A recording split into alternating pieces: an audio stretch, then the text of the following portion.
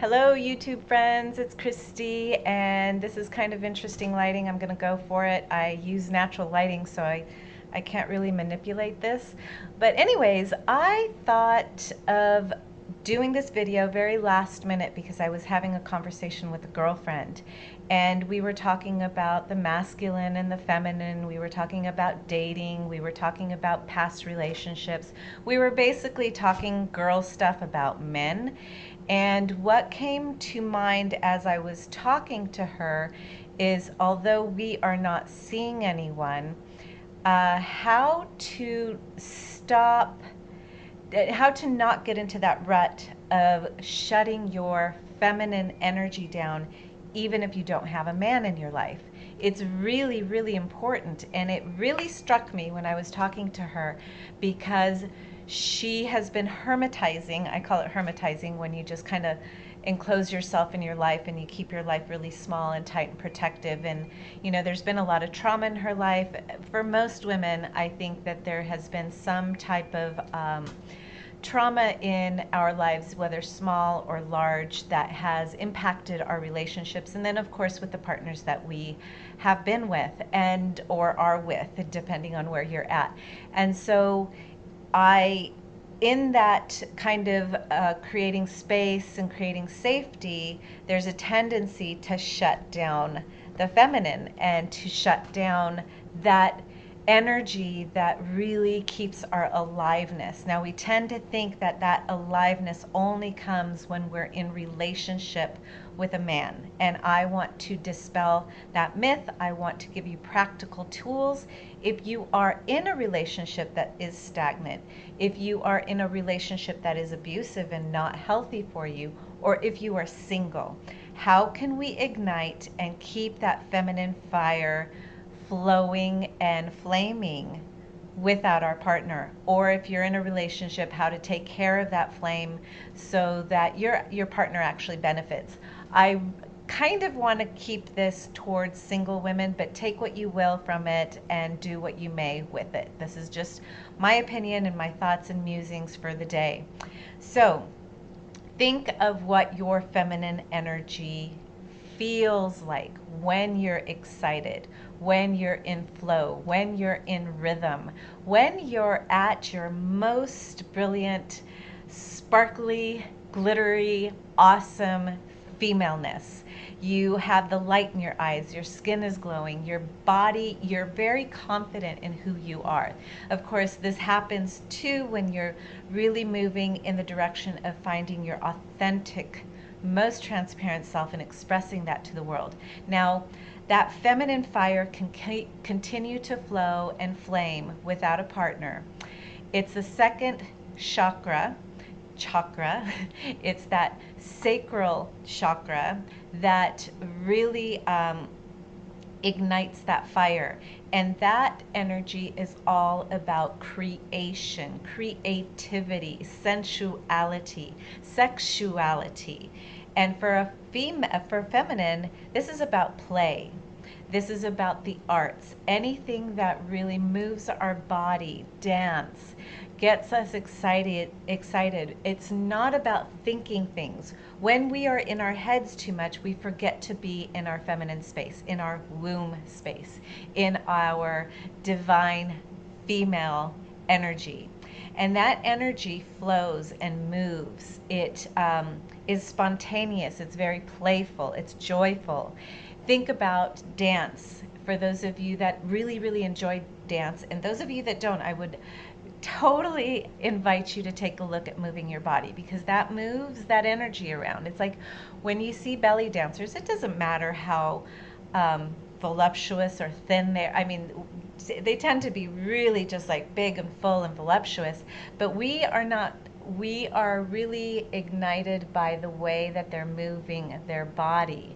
And I remember my prenatal yoga teacher with my second child, she would have us do these dances where we were literally like just moving our hips while we were pregnant, because that's moving that energy, and the baby loves it. It helps to just get that creativity and that juice into our system. And so things that can keep that feminine fire flowing even if you're single, because the last thing you want to do is be stagnant.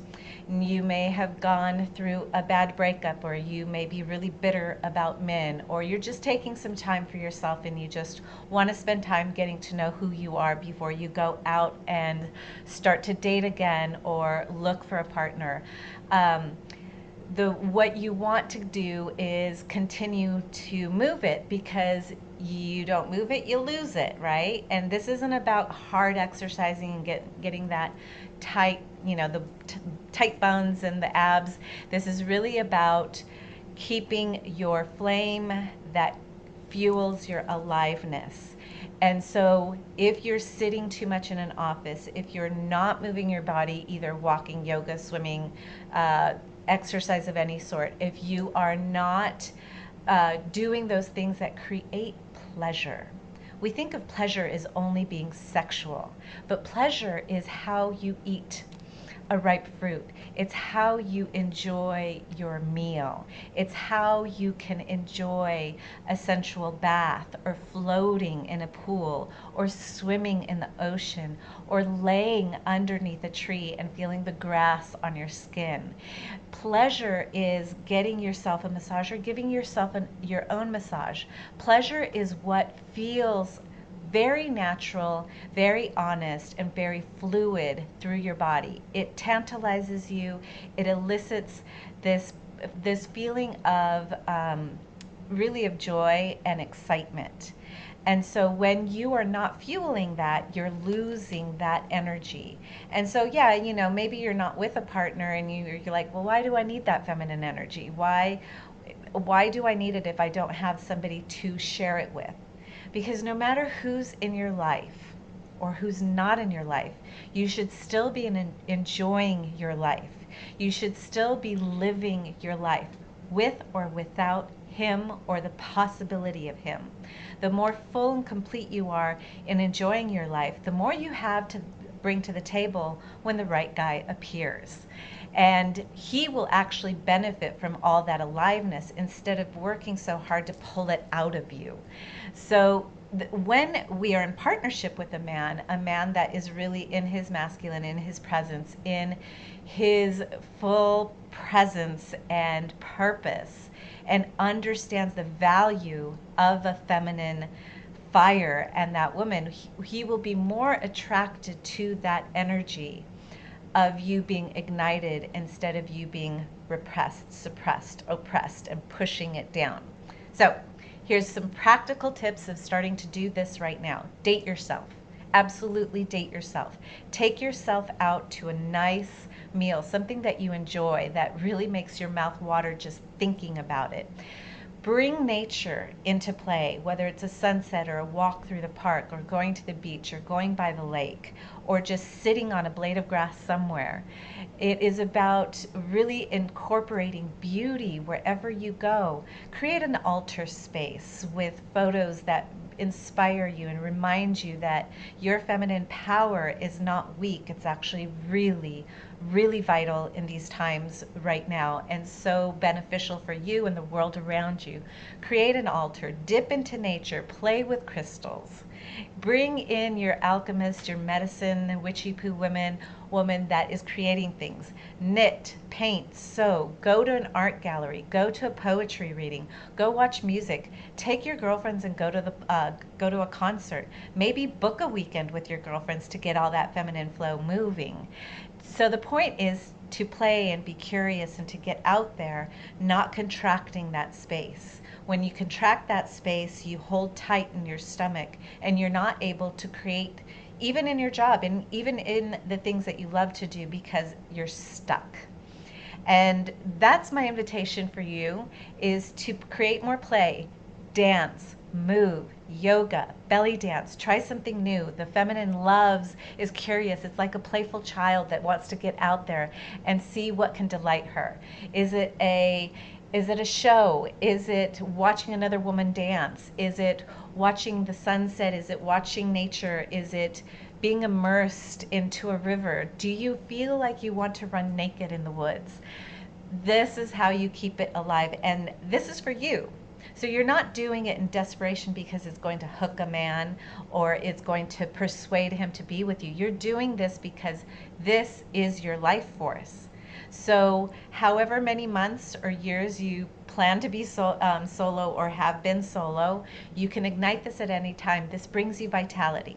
This brings you that light in your eyes. It does amazing things to your skin. You can also use your yoni egg to stimulate that energy and clear any old energy that's been in there from past lovers. There's so many different ways that you can create these rituals to bring back that aliveness through that second chakra, through that feminine space, and igniting and keeping that flame alive. So I hope this helps you. If you're interested at all, I have a program called Hot and Holistic. You can go to my website at christyfunk.com. The link's right up there. You can actually look down there or up here. It's somewhere. So it's christyfunk.com. You can join us at Hot and Holistic. And I'd love to see your comments down below. And if you have any questions for me, let me know and I will continue this conversation. Stay beautiful, stay fiery, and never forget that you have all the energy that you need to live a life full and vibrant with or without a man. Blessings.